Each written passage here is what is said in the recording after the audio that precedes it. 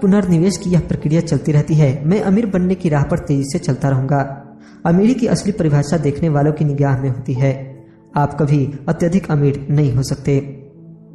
इस आसान सबक को याद रखें। अमीर संपत्ति खरीदते हैं, गरीब केवल खर्च करते हैं। मध्यवर्गीय दायित्व खरीदता है, परंतु यह सोचता है कि वह संपत्ति खरीद रहा है। तो किस तरह मैंने अपने काम से काम रखा? इस सवाल का जवाब क्या है? मैकडोनाल्ड के मालिक की बात सुने। अध्याय 4 सबक 3 अपने काम से काम रखो। 1974 में मैकडोनाल्ड के मालिक रे क्रॉक से आग्रह किया गया कि वे ऑस्टिन में टेक्सास यूनिवर्सिटी में MBA की कक्षा में व्याख्यान दें। मेरे एक करीबी दोस्त किम कनिंघम वहां MBA कर रहा था।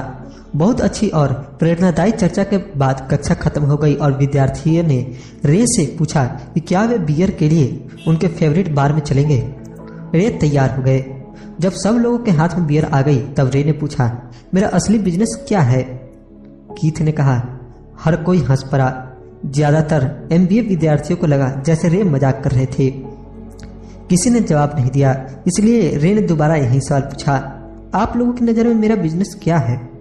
विद्यार्थी दोबारा हंस दिए और आखिरकार एक बहादुर विद्यार्थी ने जोर से कहा, रे, दुनिया में ऐसा कौन है जो यह नहीं जानता कि आप हैमबर्गर बिजनेस में हैं?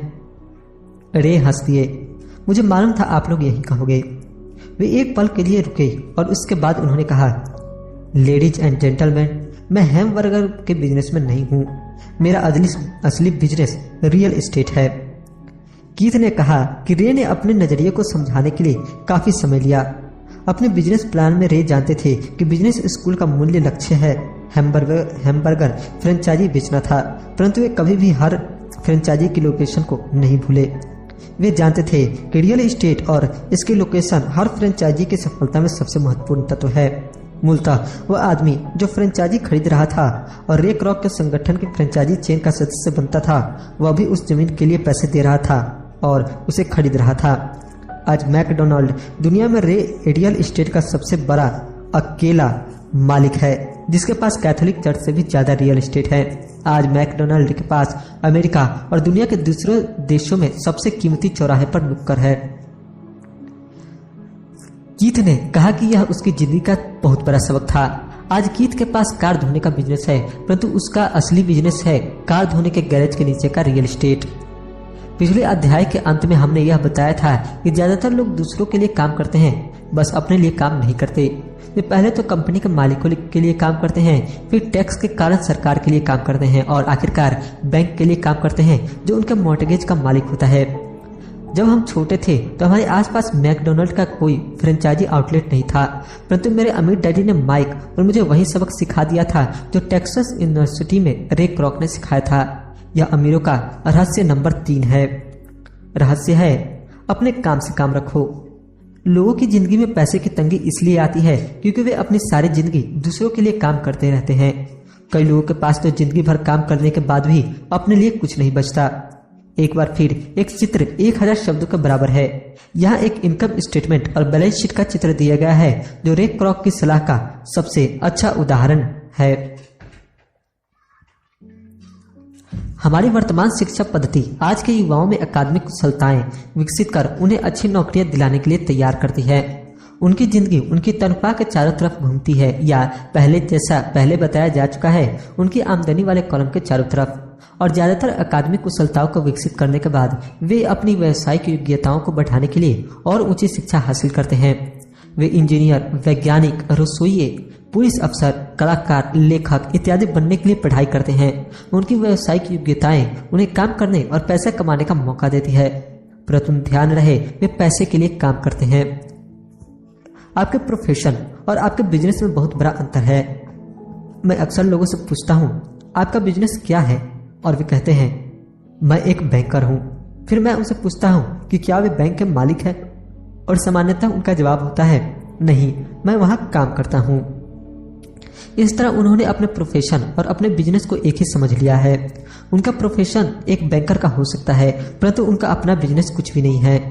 रे क्रॉक अपने प्रोफेशन और अपने बिजनेस के बीच के अंतर को बहुत अच्छी तरह जानते थे। उनका प्रोफेशन हमेशा वही था। वे एक सेल्समैन थे। एक समय वे मिल्कशेक के लिए मिक्सर बेचते थे और कुछ ही समय बाद वे हैमबर्गर फ्रेंचाइजी बेचने लगे। हालांकि उनका प्रोफेशन हैमबर्गर फ्रेंचाइजी बेचने का था, परंतु उनका बिजनेस आय दिलाने वाले रियल एस्टेट को इकट्ठा करना था। स्कूल के साथ एक समस्या यह है कि आप जो विषय पढ़ते हैं आप वहीं बन जाते हैं। उदाहरण के लिए, अगर आप कुकिंग का अध्ययन करते हैं तो आप शेफ बन जाते हैं, अगर आप कानून का अध्ययन करते हैं तो आप वकील बन जाते हैं, और अगर आप ऑटो मैकेनिक्स का अध्ययन करते हैं तो आप मैकेनिक बन जाते हैं।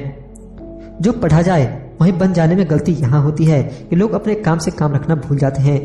वे अपना सारा जीवन दूसरों के काम पर ध्यान देने में लगा देते हैं और इस तरह उसको अमीर बनाते हैं। आर्थिक रूप से सुरक्षित बनने के लिए किसी आदमी को अपने काम से काम रखने की जरूरत है। आपका बिजनेस आपके संपत्ति वाले कॉलम के चारों तरफ होता है, जो आपकी आमदनी वाले कॉलम के विपरीत होता है। जैसा पहले बताया जा चुका है, नंबर 1 नियम यह जानना है कि संपत्ति और दायित्व के बीच का अंतर होता है और इसलिए हमें संपत्ति ही खरीदनी चाहिए। अमीर लोग अपने संपत्ति वाले कॉलम पर ध्यान देते हैं, जबकि बाकी सभी लोग अपने इनकम स्टेटमेंट पर ध्यान देते हैं।